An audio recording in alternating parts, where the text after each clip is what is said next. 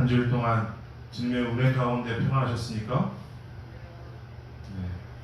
거룩한 안식일을 기억하여 함께 예배드리시는 여러분을 진심으로 환영합니다. 코로나 바이러스가 주춤해지는 것 같더니 다시 확산세로 들어섰습니다.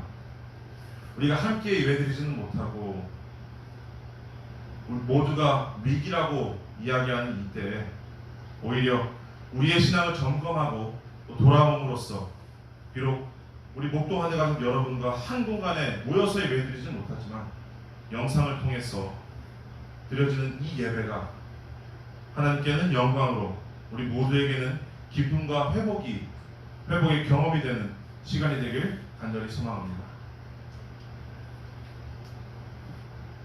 오늘 우리는 교회는 그를 위하여 라는 제목으로 말씀을 나누시겠습니다. 다 함께 사도행전 12장 1절로 12절의 말씀을 같이 읽으시겠습니다. 사도행전 12장 1절로 12절의 말씀입니다. 제가 읽도록 하겠습니다. 그때에 헤롯 왕이 손을 들어 교회 중에서 몇 사람을 해하려 하여 요한의 형제 야고보를 칼로 죽이니 유대인들이 이 일을 기뻐하는 것을 보고 베드로도 잡으려 할세 때는 무교절 기간이라 잡음에 5개가 두어 군인 넷씩 네 패에게 맡겨 지키고 유대 유월절 후에 백성 앞에 끌어내고자 하더라.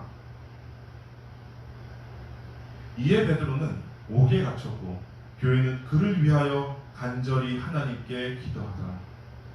헤롯이 잡아내려고 하는 그 전날 밤에 베드로가 두 군인 틈에서 두 쇠사슬에 묶여 매어 누워 잤는데 파수꾼들이 문 밖에서 옥을 지키더니 호련히 주의 사자가 나타남에 옥중에 광채가 빛나며 또 베드로의 옆구리를 쳐 깨워 이르되 급히 일어나라 하니 쇠사슬이 그 손에서 벗겨지더라. 천사가 이르되 띠를 띠고 신을 신으라 하거늘 베드로가 그대로 하니 천사가 또 이르되 겉옷을 입고 따라오라 한대 베드로가 나와서 따라갈새 천사가 하는 것이 생시인 줄을 알지 못하고 환상을 보는가 하니라. 이에 첫째와 둘째 파수를 지나 시내로 통한 쇠문에 이르니 문이 저절로 열리는지라. 나와서 한 거리를 지나매 천사가 곧 떠나더라. 이에 베드로가 정신이 들어 이르되 내가 이제야 참으로 주께서 그의 천사를 보내어 나를 헤롯의 손과 유대 백성의 모든 기대에서 벗어나게 하신 줄을 알겠노라 하여 깨닫고 마가라 하는 요한의 어머니 마리아의 집에 가니 여러 사람이 거기에 모여 기도하고 있더라. 아멘.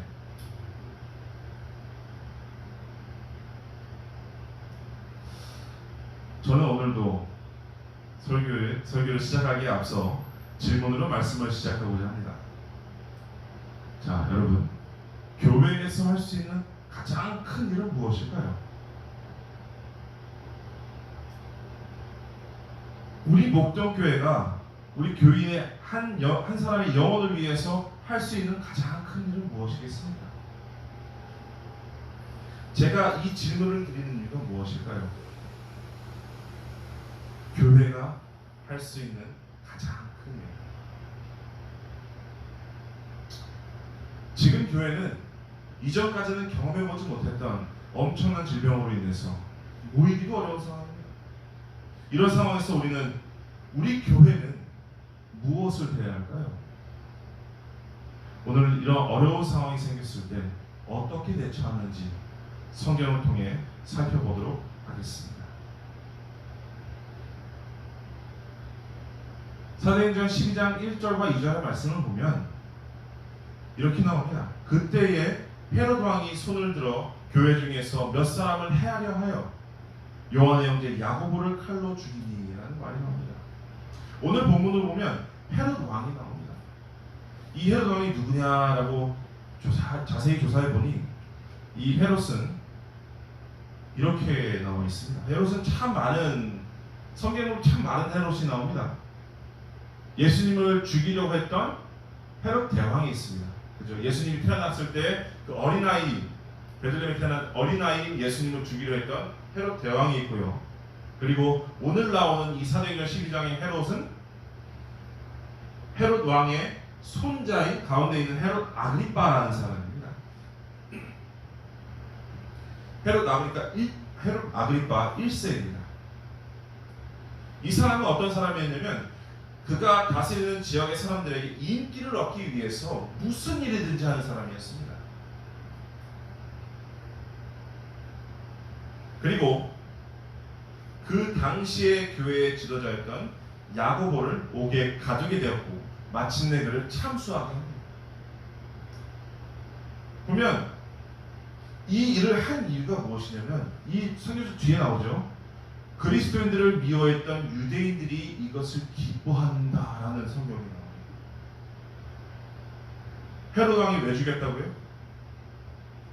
유대인들이 좋아하니까.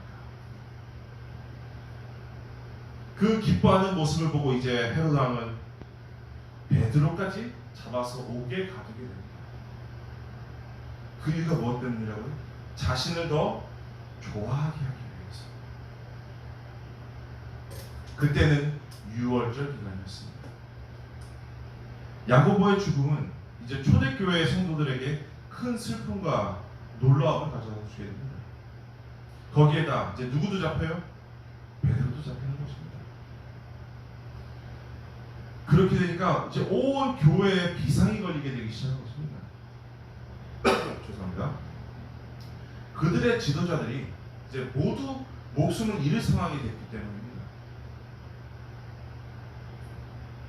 자, 감옥에 갇혀서 죽음을 앞둔 베드로를 위해서 예루살렘 교회가 한 일이 무엇이죠?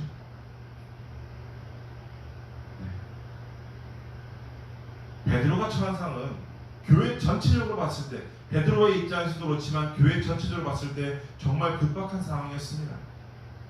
야고보를 잃어버린 예루살렘 교회에서 또 다른 지도자 이 베드로마저 잃어버린다면 예루살렘 교회는 이끌어 나갈 인재가 없어서 흔들릴 수밖에 없는 것입니다. 그런 상황에서 아마도 여러 아이디어가 나왔을 것입니다. 어떤 사람은 지하 감옥을 습격해서 베드로를 꺼내오자는 사람도 있었을 것입니다. 그런 사람들은 급진적인 젊은이들이 있었을 것입니다. 그리고 어떤 사람은 또 헤롯에게 뇌물을 주었어라도 이 베드로를 살려내자는 사람도 있었을 것입니다. 그리고 어떤 사람은 또 이 베드로가 잡혔기 때문에 아마 베드로도 야고보처럼 죽게 될 것이라고 포기한 사람도 있었을 것입니다.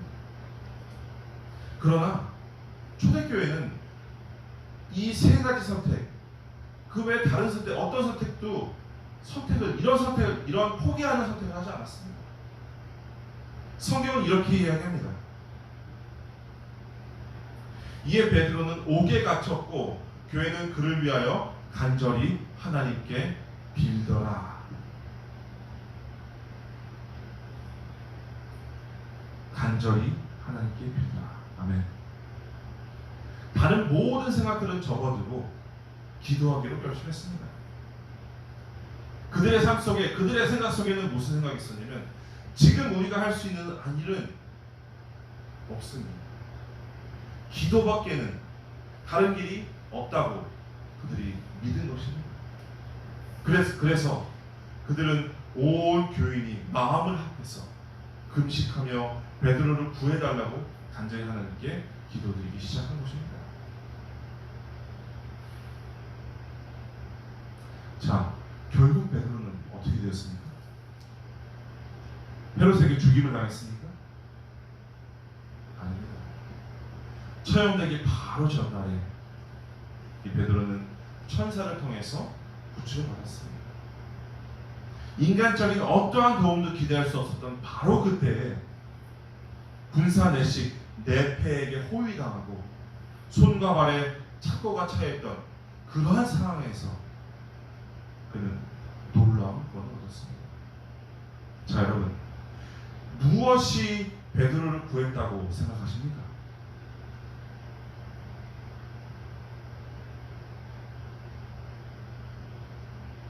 사도행전 12장 5절에 나오는 말씀입니다.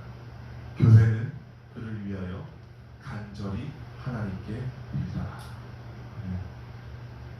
바로 교회의 기도가, 성도들의 기도가 베드로를 구원한 것입니다.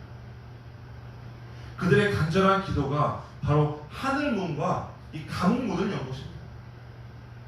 기도가 한 사람의 인생을, 그리고 교회의 역사를 바꾸게 된 것입니다. 오늘 지금 우리의 모습을 본다면 이 교회, 그리고 우리의 삶에도 우리의 힘으로 해결하기 어려운 문제들이 많이 있습니다. 그 문제들을 간단하게 본다면 가정에 문제가 있고요, 직장에 문제가 있습니다. 또 학교에도 문제가 있고요, 여러 인간관계에서도 문제가 발생됩니다. 그리고 우리가 지금 지키지 못하는, 우리가 지금 함께하지 못하는 이 안식일에 대한 문제도 있습니다. 그 외에도 자녀에 대한 문제가 있고 여러 가지 문제, 이 교회에도 고민되는 여러 문제들이 있습니다. 그런데 이 고민들이, 이 문제들은 중요한 것은 한 가지를 푼다고 더 이상의 문제가 없는 것이 아니라 한 가지의 문제가 생기면 그 문제를 따라오는 다른 문제들이 생김을 통해서 그 문제는 점점 쌓이는 것들을 우리는 경험하게 되는 것입니다.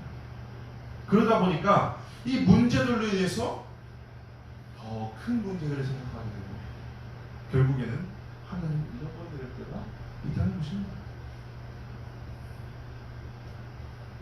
어떻게 해야지 내가 변화되고 어떻게 해야지 교회가 변화될 수 있는 것일까요? 어떻게 해야지 나로 인해서 이 사회가 변화될 수 있는 것일까요? 어떻게 그 문제를 해결해 보시겠습니까?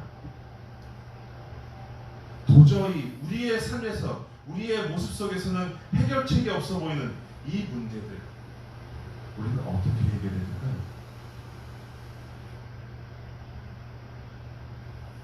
다른 많은 일들을 우리는 시도해 볼 수 있겠지만 지금 이 시간 내가 해야 될 길은 바로 기도입니다. 초대교회가 그 암울한 순간에 다른 도움이 아닌 하나님께 도움을 구했던 것처럼 우리도 간절히 하나님께 기도해야 합니다. 그 기도는 마음을 합해서 기도를 해야 됩니다. 왜냐하면 인간의 궁지라는 것은 하나님이 일하시는 기회이기 때문입니다. 기도가 단순히 우리의 인생의 문을 열 뿐만 아니라 하늘의 문을 여는 그 열쇠이기 때문에 우리는 기도를 해야 되는 것입니다. 자, 그렇다면 지금 나는 얼마나 기도하고 계십니까? 기도를 우리의 인생에 도움의 몇 번째 순위로 올려놓고 계십니까?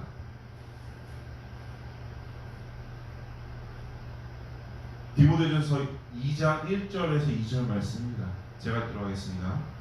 그러므로 내가 너희 첫째로 권하노니 모든 사람을 위하여 간구와 기도와 도구와 감사를 하되 임금들과 높은 지위에 있는 모든 사람을 위하여 하라.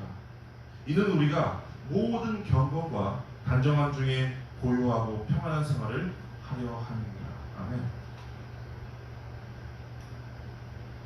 디모데전서는 이 바울이라는 선지자가, 성경을 정말 많이 쓴 바울이라는 선지자가, 바로 사도 바울이 청년 디모데를 독려하는 유명한 목회 서신입니다.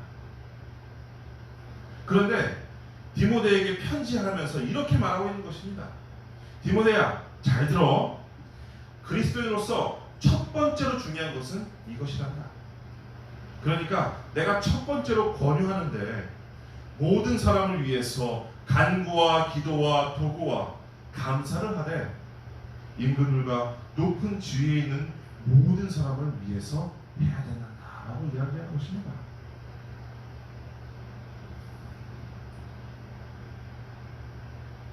디모데야, 모든 사람을 위해서 기도해야 한다. 그것이 그리스도의 삶으로서, 그리고 목회의 첫 번째가 되어야 된다고 이야기하는 것입니다. 그렇습니다. 이 권면은 단순히 목회자한테만 권하는 권면이 아니라 우리에게도 이 고민이 똑같이 적용된다는 것입니다.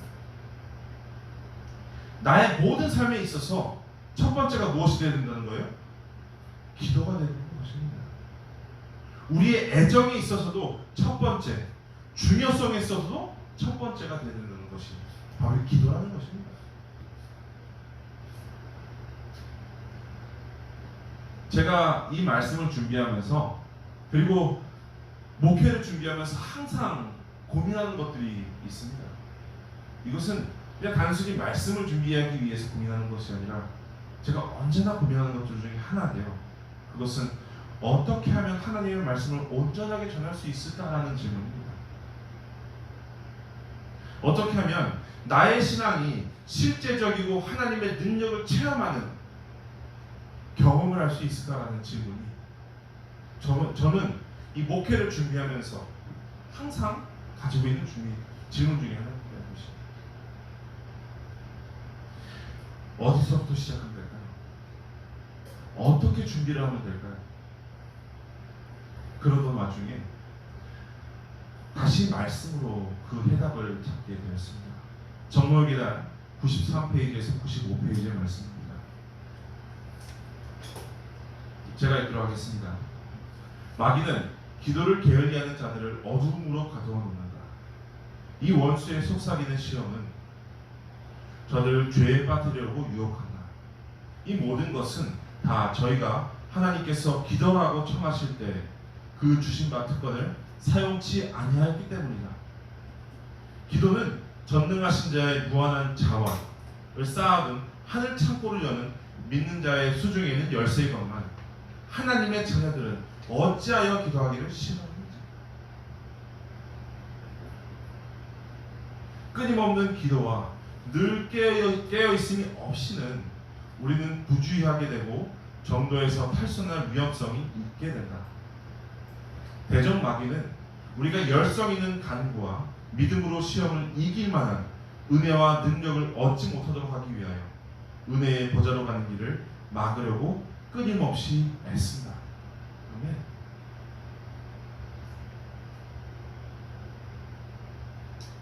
우리가 시험에 빠지고 능력이 없는 이유가 무엇 때문이라고요?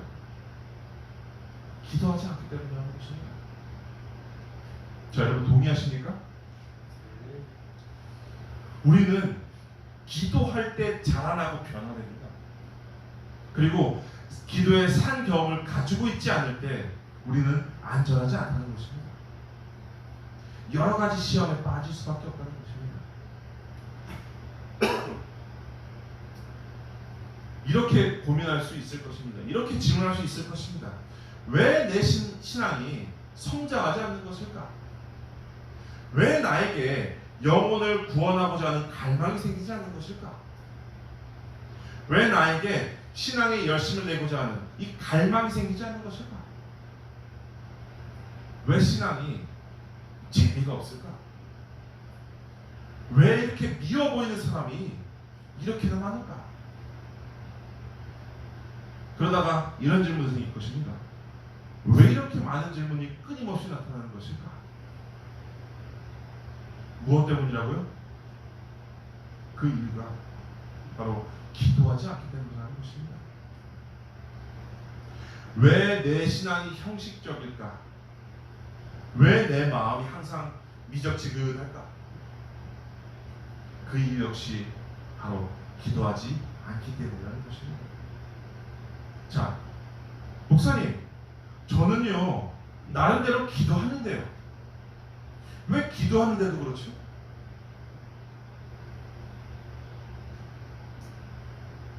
구세군의 창립자인 이 윌리엄 부스라는 사람은 한 책을 썼는데요. 응답받는 기도의 비밀이라는 책을 썼습니다. 그리고 그의 메시지를 통해서 이렇게 이야기하고 있습니다. 사람들이 그에게 묻습니다. 어떻게 그렇게 큰 일들을 할 수 있습니까? 무엇이 응답받는 기도의 비밀입니까? 그러자 부스는 이렇게 대답합니다.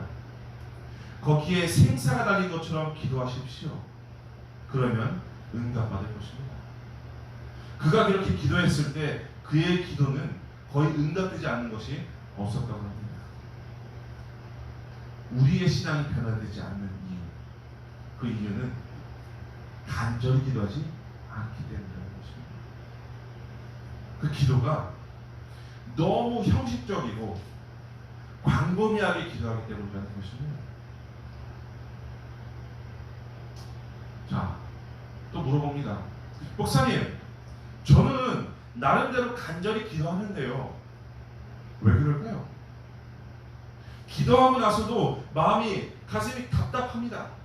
그리고 기도를 했는데 내가 특별히 변화가 없는 것 같아요. 이것은 더 중요한 문제입니다. 우리가 대부분 경험하는 문제이긴 합니다. 그 이유가 무엇일까요?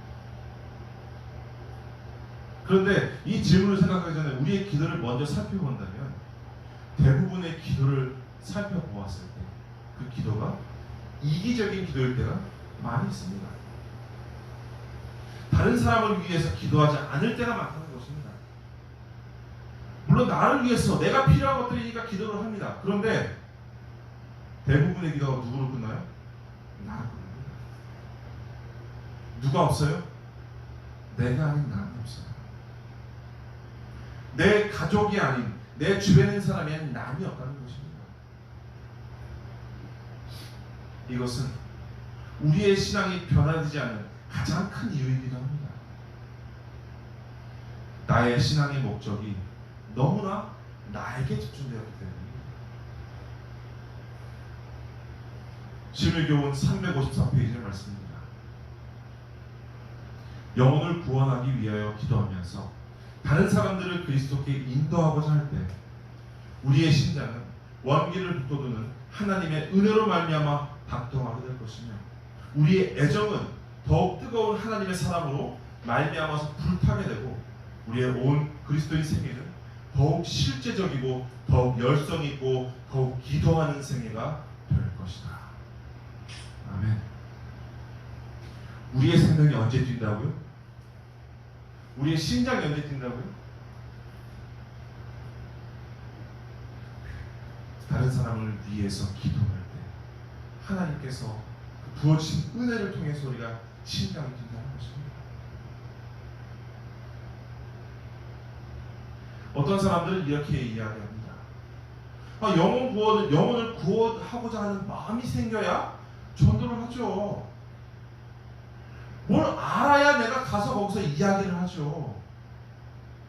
내가 마음이 뜨거워져야 어떤 활동이라도 하죠. 우리가 진정한 변화를 원한다면 먼저 구하고 먼저 받아야 합니다. 다른 사람을 위해서 기도할 때 사랑하는 마음이 생깁니다. 그리고 전도하고자 하는 마음이 생기게 됩니다. 그리고 그 마음이 뜨거워지게 되는 것입니다. 그래서 우리의 마음이 기도를 하게 되었을 때 예수님을 닮기 시작한다는 것입니다. 신명기원 143페이지의 말씀입니다. 다른 사람들을 축복하기 위한 축복을 위해 기도하라. 우리의 기도는 우리 자신만을 위해서 하는 이기적인 간구가 되어서는 안 된다. 우리는 남에게 주기 위하여 구하여야 한다. 그리스도의 생애의 원칙이 우리의 생애의 원칙이 되어야 한다. 그리스도께서 나타내신 헌신과 희생과 하나님의 말씀에 대한 복종이 그분의 종들의 생애에도 나타나야 한다. 받을 수 있는 자격은 나누어 줌으로써만 유지된다. 아멘. 우리가 우스갯소리를 하는 말이 있습니다. 배워서 남주다라는 말이 있죠. 배워서 남주라는 말이 있습니까? 그리스도인들은 배워서 남주는 사람들입니다. 받아서 전해주는 사람이 그리스도입니다. 그 전해주는 사람, 남에게 주기 위해서 구해야 되는 사람들, 다른 사람들을 축복하기 위해서 기도하는 저와 여러분 되시길 간절히 바랍니다. 그것이 바로 예수님께서 기도하신 이유고 우리에게 모본이 되시는 이유입니다. 내가 갖기 위해서 기도하는 것이 아니라 남에게 주기 위해서 기도해야 된다는 것입니다. 자, 정리해 보겠습니다. 우리의 신앙이 변화되지 않는 첫 번째 이유 무엇이 때문이라고요? 기도하지 않기 때문이라는 것입니다. 그리고 두 번째, 기도를 해요. 기도를 하는데 뭐 때문이라고요? 이기적인 기도를 하기 때문이라는 것입니다.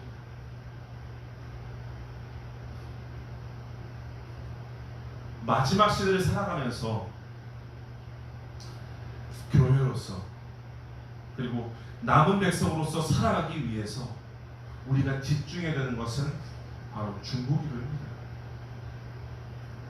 초대교회의 성도들이 이 베드로를 위해서 기도했던 것처럼 바울이 디모데에게 첫 번째로 해야 할 일이 모든 사람을 위해서 기도하라고 한 것처럼 우리도 나 자신이 아닌 다른 사람을 위해서 기도하기 시작해야 합니다.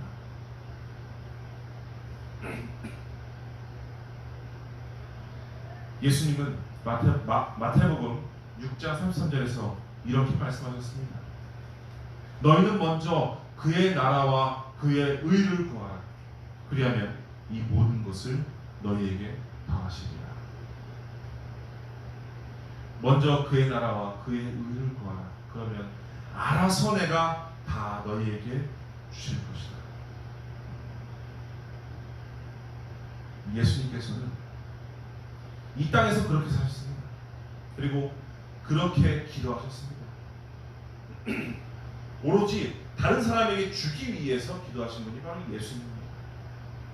이제 우리도 그렇게 기도해야 합니다. 자, 제가 이제 기본교리를 설교하면서 말씀드렸던 내용 중에 한 가지인데 예수님의 사역을 나타내는 가장 중요한 단어가 있습니다. 그것은 무엇일까요? 이제 힌트를 갖다 드리자면 아버지는 근원이라고 했습니다. 아버지 하나님은 근원이라고 했습니다. 그리고 성령 하나님은 실행이라고 했습니다. 예수님은 무엇이죠?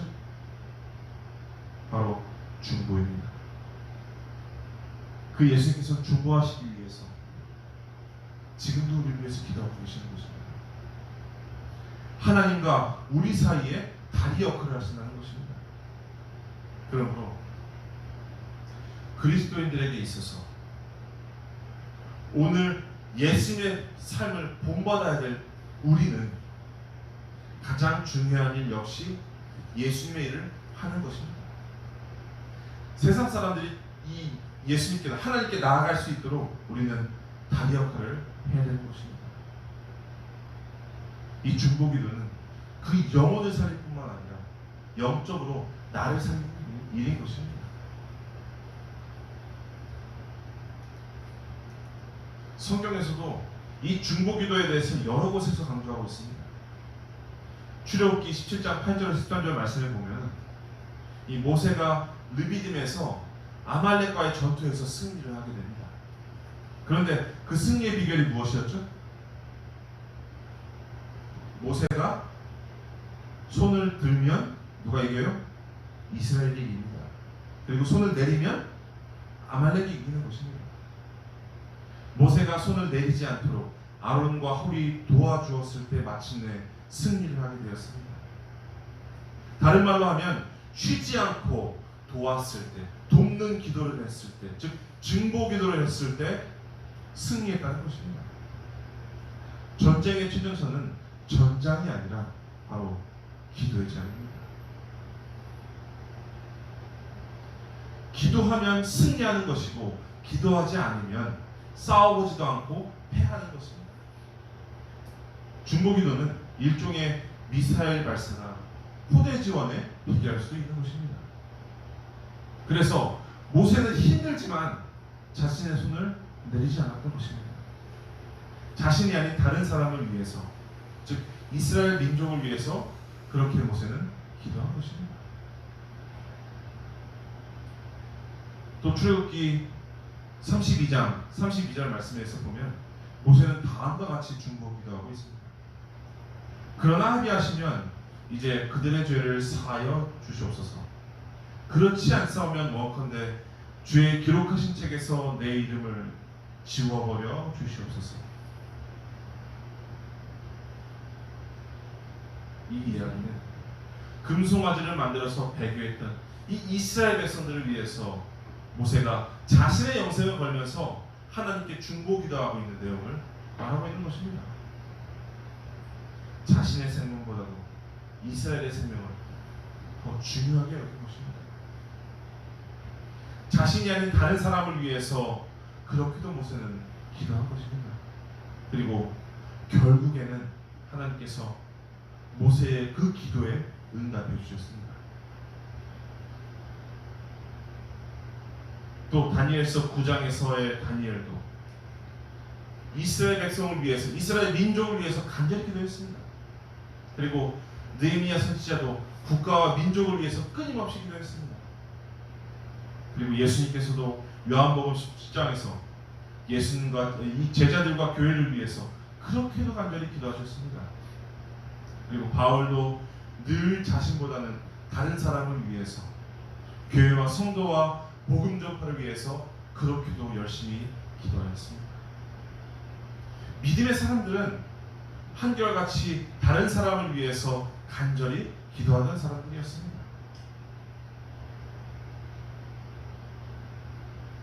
목동한 해가 좀 그리스도인으로서 먼저 변해야 합니다.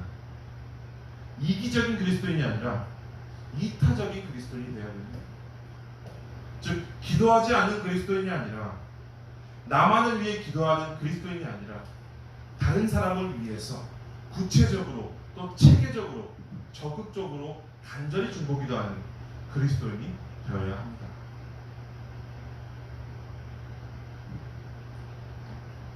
예수님께서는 이 하늘의 전류가 충전되기까지 매일 기도하셨다고 시대의 소망은 이렇게 기록하고 있습니다.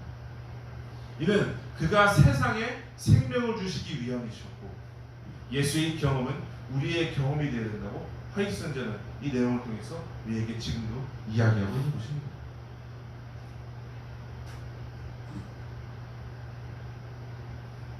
우리가 세상에 생명을 주기 위해서 해야 되는 일은 먼저 세상에 생명을 주시기 위해서 예수님께서 하셨던 것처럼 하늘의 전류가 충전되기까지 기도를 해야 됩니다. 예수님의 모범대로 살아가는 교회의 모습은 이 교회의 한 영혼을 위해서 기도하는 교회입니다. 그 교인들이 한 곳에 모이지는 못하지만 마음으로 모여서 기도드리는 그곳이 바로 교회입니다. 우리의 마음이 모인 이곳에서 간절히 기도하는 그 교회가 목동교회가 되기를 간절히 소망합니다. 교회는 그를 위하여 간절히 하나님께 빌어라. 아멘. 내가 목동교회의 교인이고 내가 목동교회의 주춧돌입니다. 이 교회 안에서 우리가 한 마음으로 기도할 때 우리는 하나님의 크신 영광을 목도할 것입니다. 그 교회, 이 초대교회의 기적의 역사가 오늘 저와 여러분에게도 일어나게 되길 간절히 바라며 오늘 말씀 마치도록 하겠습니다.